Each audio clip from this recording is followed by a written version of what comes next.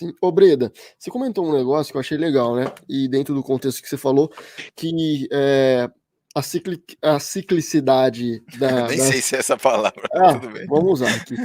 A ciclicidade das commodities ou dos setores comoditizados vem da oferta, certo? E você citou alguns casos de alguns setores na qual existe uma menor influência, então, como você falou, Suzano é quem faz o preço no mercado da celulose. Vale disputa com outras grandes players mundiais aí, mas consegue ter um diferencial da própria commodity, que é o nível de pureza. Uhum.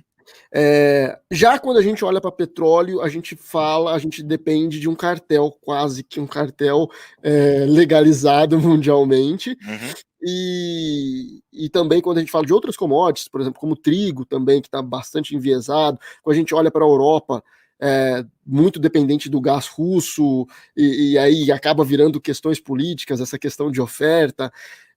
Como que você enxerga isso, né? Você vê que o petróleo ele é mais suscetível a essa questão de influência política na oferta do produto hoje do que outras commodities, como o minério ou não? Sem dúvida, sem dúvida. Então, assim, petróleo né? Até né, a natureza dos países que são os Comanda. grandes produtores do petróleo, Bando de os caras são complicados. Então, assim, agora, celulose não, né? Celulose é Brasil, alguns lugares na América do Norte, não tem confusão, né? Minério de ferro também não, é super decente. Se você pegar Austrália, Brasil, né? Agora, petróleo Agora, o petróleo, o que a gente vê? Um negócio legal das commodities é que você não precisa adivinhar muita coisa. Você basta observa atentamente. Você tem um mundo à sua disposição para testar. O que acontece quando o petróleo vai para, por exemplo, $40? A OPEC tira a produção, a Petrobras começa meio que quase querer queimar a caixa. A Petrobras a gente sabe que é uma mega operadora eficiente. Ou seja, se a Petrobras está perdendo dinheiro, imagina as outras. Então, o que você começa a entender?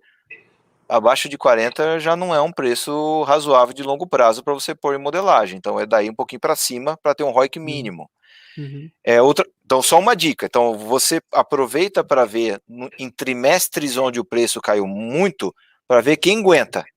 Quem aguentou? Quem deu lucro? Você já começa a estabelecer uns certos limites. Né? Quando o pessoal fala, o preço vai para zero. Não, cara, zero não vai, cara. O cara fecha a torneira, não tem como. Sim. Outras coisas importantes. Eu vi esses dias que o Kuwait está com um belo de um déficit público. Qual que é a fonte de receita dos caras? Petróleo. Sim. Então, o petróleo ele não basta ter que dar lucro para a empresa tem que dar um lucrão mínimo para fechar as contas do país. Se você olhar a Arábia Saudita, o lucro da Aramco, Saudi Aramco. essa daí banca o país inteiro, cara. Então, como que tá o déficit fiscal da Arábia Saudita? E isso tem que ser bancado pela empresa de petróleo. Então, você observa, não precisa fazer muita conta, você olha ali e vê. Então, no petróleo, apesar de que qualquer guerrinha ali que possa fechar o canal de Hormuz ali faz o petróleo né, variar muito do terceiro tri para o quarto tri, ou no começo do ano, isso aí a gente descarta, tanto faz, ninguém tem controle sobre isso. Mas é hora que você começa a olhar um pouco, 1 ano, 2 anos, essas variáveis de resultados fiscais dos países produtores, nível de preço mínimo para bancar o lifting cost, essas coisas começam a criar um certo piso o preço da commodity. Esse piso, mais um xizinho que você vai colocar, que é para rentabilizar essa máquina toda, começa meio que tornar mais visível o preço de longo prazo que você vai colocar no seu modelo. E aí, daí para cima é lucro, beleza. Eu, pessoalmente, acho que o preço do petróleo vai subir assim, vai passar de $100, assim. O mundo vai estar voltando a crescer e não vai ter produção. Mas não colocamos nada disso em modelo. $60 lá, tá bom.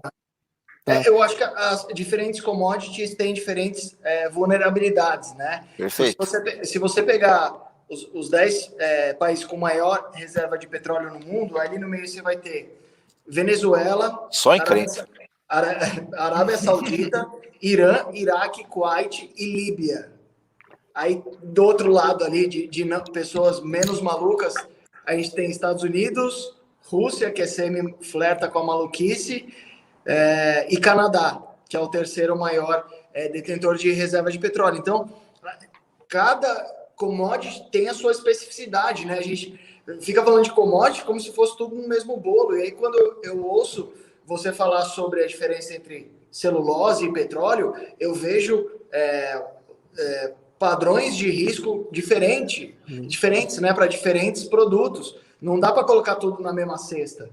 E hoje a gente bateu a marca, Bredão, que eu queria compartilhar com você, de 12 mil assinantes aqui na Inside. Batemos Parabéns. 12 mil assinantes, pessoa física na Inside. E a pessoa física, muitas vezes o cara é dentista, ele é advogado, ele é médico, ele não tem esse tempo para ver lives e tal. E a gente disponibiliza para eles um sistema de rebalanceamento em que o cara escolhe o tanto que ele gosta ali da empresa, vai dar uma porcentagem da carteira dele, e se o ciclo da commodity for contra a carteira dele, a porcentagem que ele vai, de exposição que ele vai ter naquela empresa vai ser menor do que a que ele deveria ter, ele só vai lá e aporta. Então, o pessoa física, se ele tiver boas ferramentas a serviço dele, como a gente tenta dar aqui na Inside, ele não precisa manjar dos... Porque eu não sei, de quem que é aquele livro Mastering the Cycle? Não tem Howard Marks, o segundo dele. Howard Marks. Você não precisa, hoje com algumas ferramentas, você não precisa manjar dos ciclos de mercado para investir. Eu acho que você divide a pizza da forma com que você julga ideal, e aí o seu ideal vai ficar descolado do seu real, e você sempre tem que fazer o seu real colar no seu ideal. Eu acho que para pessoa física é mais simples, né, do que para um gestor. Olha, assim, quem escreveu muito sobre isso foi o Peter Lynch, né? Ele fala que o pessoa física ele tem mais vantagens para investir na bolsa do que o profissional. É óbvio que ele está generalizando, mas qual que é o problema do profissional? O profissional ele tem que gerir o fundo, quer dizer, as empresas, e tem que lidar com o emocional do cotista. Então, entre uma coisa barata que ele acha que pode ser que caia, e alguma coisa não tão barata que ele acha que possa ser que suba um pouco, ele vai naquela cara que sobe, porque ele não quer dar dor de barriga. Já a pessoa física fala, não, eu quero barato, acabou. Então, só que aí por isso que a gente desperta os dois extremos na cabeça das pessoas. Ou as pessoas amam Alasca ou que os caras me jogam pedra na rua. Porque a gente não leva em consideração a cabeça nem o estômago do cotista. O cara tá na garupa aqui, não tem o que fazer. A gente faz como se fosse, de fato, e como é a nossa carteira na física mesmo. Então, isso a gente segue isso aí. Então, acho que deve ter 2 ou 3 dias no ano que a gente não faz nenhum trade. Tá sempre rebalanceando, sempre fazendo alguma coisa. E eu acho que serve para qualquer classe de ativos. Serve para... Esse rebalanceamento é para ação, é para título, é para fundo, qualquer coisa. Porque o que em essência está ocorrendo é uma manutenção da disciplina, né? Para não ficar mudando o plano o tempo todo, né? Aqui na Insight a gente tem uma postura bem long only de rebalanceamento, digamos assim. Então a gente sempre tenta falar para os nossos assinantes que eles podem rebalancear sempre comprando o que está mais para trás na carteira deles, justamente porque muita gente está começando agora, e o aporte hoje do cara dentro da carteira dele ainda é relevante, né? Não administra bilhões, então não precisa ficar necessariamente vendendo para só põe mais, coloca mais do que caiu. Para o cara que tem menos dinheiro e que é interessado em aprender, é mais simples do que para você que tem que fazer um trade-off entre o cotista feliz e o que você quer fazer. Posso falar? Para a gente é fácil. Para a gente é fácil.